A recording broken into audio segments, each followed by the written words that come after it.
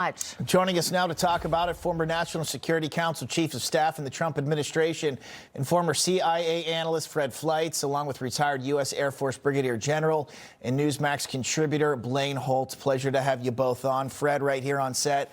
Good to see you in person. Good for a change. Yeah. Great to have you with us. So the big hang-up's right now nuclear, right? And President Trump, we just heard what he said. They can't have a nuclear weapon. So where does it go sideways when it comes to this topic?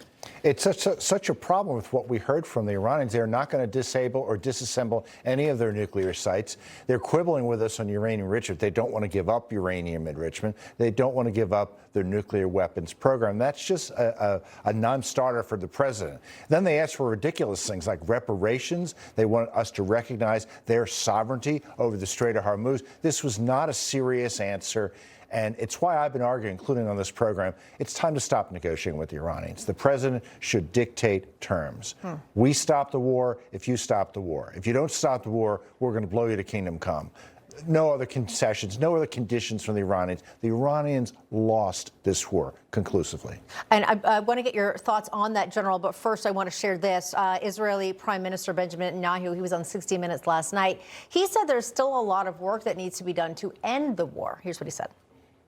There is still enrichment sites that have to be dismantled. There are still proxies that Iran supports. There are ballistic missiles that they still want to produce. Now, we've degraded a lot of it, but all of that is still there, and there's work to be done. General, I mean, a lot of things, of course, I would say need to be cleaned up, so to speak, after the war is done. But do you believe that the president at this point has accomplished his primary goal? And do you agree with Fred that now is the time to just stop trying to negotiate with a group of people who just won't negotiate?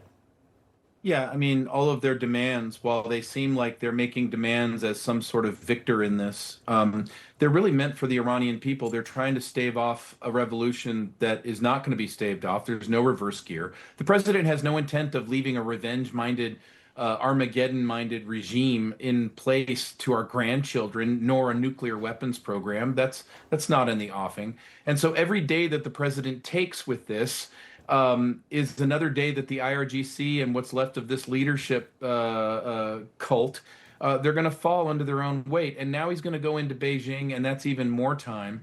The concerns I have are the oil wells that are starting to be damaged now. We know that because the Iranians are dumping oil into the straits. And we've got to save that for the next free Iranian people government. They're going to need that. China's going to need that. And then we've got to get aligned with the Israelis about how to properly finish this war. The Israelis are much more kinetic-minded. We have all kinds of tools at our fingertips, many of them economic, and it's going in our direction. So I'm not quite sure blasting our way in and taking things with ground troops is the way to go, nor would I do anything more in Lebanon other than let the supply chains speak for themselves and let Hezbollah die on the vine. They're heading that way. Well, Fred, what do you think would be the quickest way to get an end to this? Now, you mentioned maybe blow them to kingdom come. The general just mentioned maybe economic sanctions of some sort. What levers do you think should be being pulled, or maybe pulled harder than they already are right now? I think more economic pain has to be put on to Iran, probably some military action against ports and energy facilities. And then we just have to ram home the idea of the ultimatum. We will stop the attacks if you stop the attacks. If you stop attacking neighboring states, if you stop attacking the Strait of Hormuz, we will stop attacking. We will still have a military presence in the region that will resume bombing if Iran breaks its word. But we're not going to quibble with them on reparations or lifting sanctions or stuff like that. They have to do what we're saying because, frankly, the president has explained how we met our objectives. It's time to get out of this war. You mentioned, General, the regime.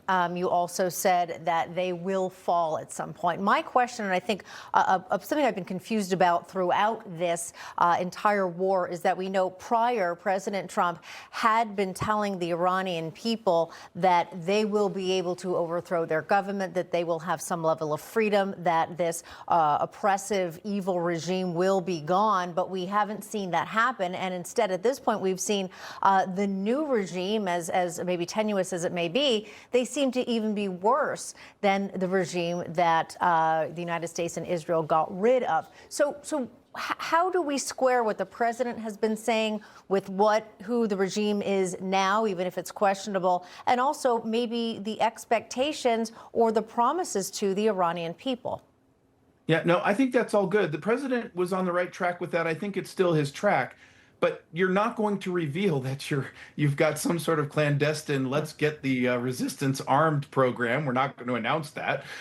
So there's a lot of things going on that we can't see, but that's the right and proper path. And so my target sets would be very different. I wouldn't be raising or getting rid of their energy infrastructure or their ports. What I'd be doing is I'd be going after the besieged, the police, the command and control structures to soften up what the Iranian people must do for themselves and to bring them into a world where they can self-govern and have their economy. If you don't do that, what you'll get is sectarian violence, endless civil wars, and we'll be there militarily forever, and I don't think anybody wants that. Also, you'll bring China off the sidelines and having to take care of matters for themselves because some of these resources they feel that they need access to.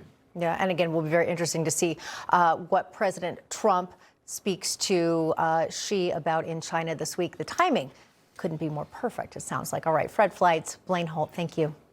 Thank you. Good to be here.